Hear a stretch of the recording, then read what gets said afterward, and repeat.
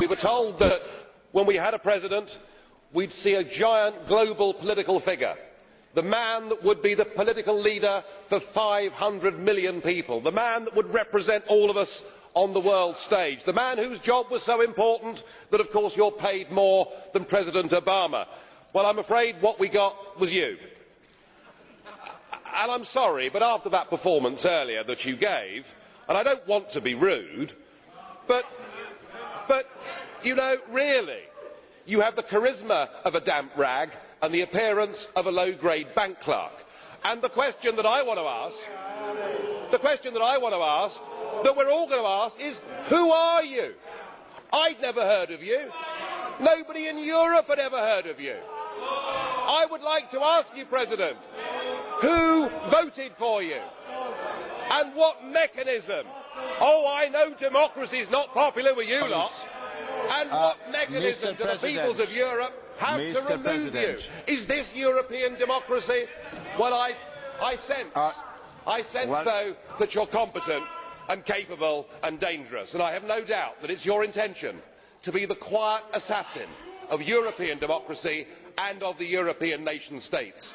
You appear to have a loathing for the very concept of the existence of nation states. Perhaps that's because you come from Belgium, which of course is pretty much a non-country. But since you took over, we've seen Greece reduced to nothing more than a protectorate.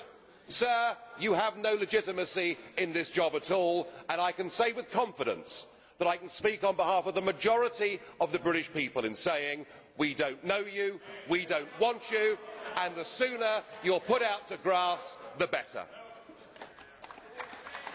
Well, as you said, Mr. President, you wouldn't like to be rude, and I prefer to go ahead with this statement. I'm very disappointed with you, President Buzek. It is not acceptable that in this Parliament a group chairman not only criticises the President of the Council, but calls him a wet rag.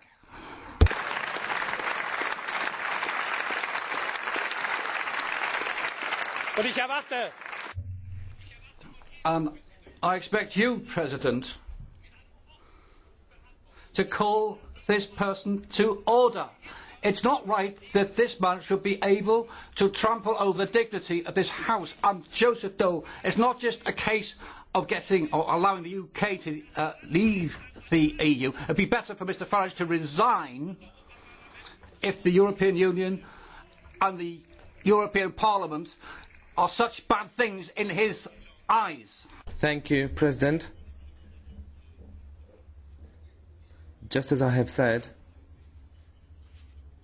to President Farage previously, 2 months ago, and today I repeat this, these type of addresses, which are character assassinations of individuals, are inadmissible in the European Parliament, and I spoke to Mr Farage about it, and I drew his attention to it. Mr Schulz, I'd like to say that this is how I work, and that's my way of going about it.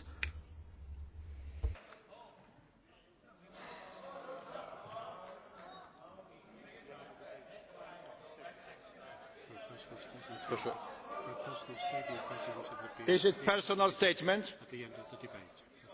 Bardzo proszę. The floor is yours. You may not like what I say, but just consider your behaviour. You, after the Irish people in a referendum voted no, said that our group had opened, by supporting the no vote, that we'd opened the door to fascism.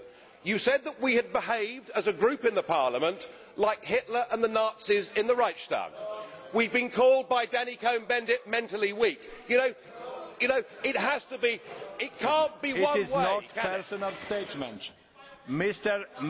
President Farage, it is not personal statement. I am very sorry, it was not personal statement. We must keep order and all the regulations of our Parliament.